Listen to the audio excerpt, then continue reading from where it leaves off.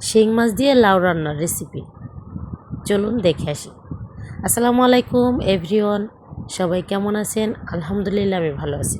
MST হাসিয়া lifestyle 1995 YouTube channel থেকে আপনাদেরকে অভিনন্দন। আজকের রেসিপিতে থাকছে লাউ দিয়ে শিং মাছের ঝোল। তো এই রেসিপিটা কে কে পছন্দ করেন অবশ্যই পুরো ভিডিওটা দেখবেন আর চ্যানেলটাকে সাবস্ক্রাইব করে সাথে থাকবেন। চলুন দেখে আসি কিভাবে শিং মাছ দিয়ে লাউ রান্না হয়। তো আমি কিন্তু টাটকা একটা লাউ নিয়ে নিলাম গাছের। এটা আমার সবজি খেতে থেকে আমি নিয়ে আসলাম। এটা একদমই কিন্তু ফরমালিন মুক্ত। সে লাউটা কিন্তু অনেকটাই কচি। লাউটা আমি ভালোভাবে কিন্তু ছুলে নেব। আরেকটা কথা বলি, যদি আপনারা বাজার থেকে কোনো সবজি কিনে আনেন অবশ্যই 10 থেকে 20 মিনিট পানিতে ভিজিয়ে রাখবেন। কারণ যে সবজিগুলো চাষ হয় সে সবজিওয়ালা কিন্তু যে কৃষক সে কিন্তু তার সবজিকে ভালো রাখার জন্য, পোকামাকড় থেকে সেভে রাখার জন্য কিন্তু কিছু ফরমালিন বিষযুক্ত কিছু স্প্রে যুক্ত করে এখানে দেয়।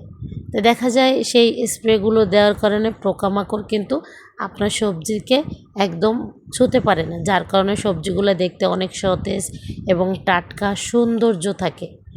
সেই সবজিগুলোকে আপনি যখন এনে কেটে আপনি হালকা একটা দুইটা ধোয়া দিয়ে রান্না করবেন, তখন কিন্তু দেখা যায় সবজিগুলো যখন কাটবেন আগে না ধুয়ে, তখন সেই সবজির যে একটা ময়লা, যেটা হচ্ছে যে বিষযুক্ত যে স্প্রেগুলো মারে, সেগুলো কিন্তু আপনার ভিতরে কিন্তু এই সবজির ভিতরে কাটা অংশে লেগে যেতে পারে।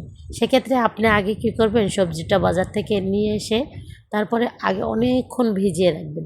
ভিজিয়ে রাখার পরে 10 থেকে 20 মিনিট ভিজিয়ে রাখার পরে সেটা আগে একবার ধুয়ে নিয়ে তারপরে আপনি সবজিটা কাটবেন।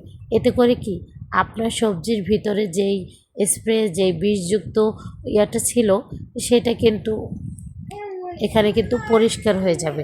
তারপরে আপনি সবজিটা ভালোভাবে কেটে তারপরে 3 বার ধুয়ে তারপরে কিন্তু আপনি রান্নার প্রসেসিংয়ে যেতে পারেন। এতে করে আপনি কিন্তু সেভে থাকবেন, আপনার রোগ জীবাণু থেকে মুক্ত থাকবেন। কারণ বাজারে দেখবেন সবচেয়ে বেস্ট কোয়ালিটির সবজি। এটা কি করে হয়, কৃষকরা কিন্তু সারাদিন সবজি খেতে বসে থাকে না, কারণ তারা তাদের কাজ শেষ করে বাড়ির কাজও করে। তারা সবজির ভিতরে স্প্রে মেরে তারপরে সবজিটাকে সেভ করে চলে আসে। আর বাসায় যে সবজিগুলো আপনি তৈরি করবেন সেই সবজিতে দেখবেন কি আপনি পোকামাকড় কিন্তু সেটার ভিতরে কিন্তু হামলা করে। সেক্ষেত্রে এই সবজিগুলো হয় বাঁকা, ছিদ্র হয়, পোকা ধরে। এটা কিন্তু আপনি কোনো ধরনেরই কিন্তু আপনি ফরমালিন যুক্ত করেন না, যার কারণে বাসায় যে সবজিগুলো তৈরি করেন সেগুলো কিন্তু আপনি যে গাছে যে সবজিগুলো ফলায় সেগুলো কিন্তু বাজারের কোয়ালিটির মতো হয় না। বাজারের কোয়ালিটিগুলো কিন্তু বেস্ট থাকে। তাই বাজারের সবজি কিনে আনলে অবশ্যই সতর্ক নিয়ে আপনাকে কিন্তু কাটতে হবে। এখন এটা কিন্তু আমাদের গাছের লাউ। আমি কিন্তু লাউটাকে ভালোভাবে তারপরে ধুয়ে নিয়েছিলাম। এরপর দেখেন আমি এখন লাউটাকে ভালোভাবে কেটে নিলাম। খুব ছোটো আকারে একটা লাউ নিয়েছি। তো লাউটা কিন্তু অনেকটা কচি। এই লাউটা বড় হলে কিন্তু অনেক বড় জাত হতো। আমার বাগানের ভিডিও দেখার জন্য অবশ্যই সম্পূর্ণ ভিডিওটা দেখবেন আর আমার চ্যানেলটাকে সাবস্ক্রাইব করে রাখবেন, যাতে পরবর্তী ভিডিও দেখার জন্য আপনার সামনে চলে যায় ভিডিওটা আপলোড দিলেই। তো আমি কিন্তু প্রতিনিয়তই কিন্তু আমি আমার সবজি বাগান থেকেই কিন্তু সবজি উঠিয়ে কিন্তু রান্না করি। যদি আমার চ্যানেলের সাথে থাকেন, চ্যানেলটাকে সাবস্ক্রাইব করে রাখেন, অবশ্যই কিন্তু দেখতে পারবেন। তো আমি লাউটা কিন্তু প্রায় কাটা শেষ পর্যায়ে। লাউটা কেটে কাটা হয়ে গেলে তারপরে আমি ভালোভাবে ধুয়ে নেব লাউটাকে। লাউটা ধুয়ে নেওয়ার এখন আমি যে ইউটিউবে যেই ভিডিওটা শেয়ার করব সেটা হচ্ছে এই ভিডিও, আর সেম ভিডিওই কিন্তু আমি ফেসবুকেও আপলোড করব। তাই ফেসবুকে যেই ভিডিওটা আপলোড করব সেই ফেসবুকে যদি আপনারা দেখেন, তাহলে আপনি এমএসটি হাসিয়া লিখে ফেসবুকে আমার আইডিটা সার্চ করবেন, তাহলেই কিন্তু আপনি খুব সহজেই পেয়ে যাবেন। সেম ভিডিও কিন্তু আমি ফেসবুকেও আপলোড করব। তাই লাউটাকে কিন্তু এখন ভালোভাবে ধুয়ে নিব।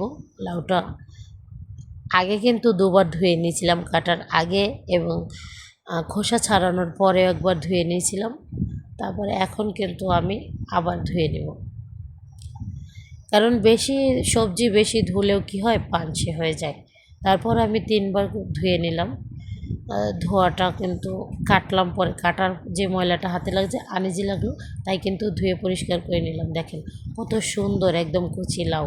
এখন কিন্তু আমি এই শিং মাছ দিয়ে পেঁয়াজ কেটে নিলাম, কাঁচামরিচ, শিং মাছ দিয়ে কিন্তু এখন আমি এই লাউটার মূল রেসিপিতে চলে যাব। তা আমি কিন্তু মাল্টিক্যারি কুকারের ভিতরে কিন্তু আমি কিন্তু রান্নাটা বসিয়ে দিলাম, কারণ এই মাল্টি কুকারে রান্না করলে কিন্তু অনেক সুন্দর রান্না হয় আর খুব দ্রুত রান্নাটা হয়ে যায়। তাই আমি ঝটপট করে কিন্তু মাল্টি কুকারে বসিয়ে দিলাম।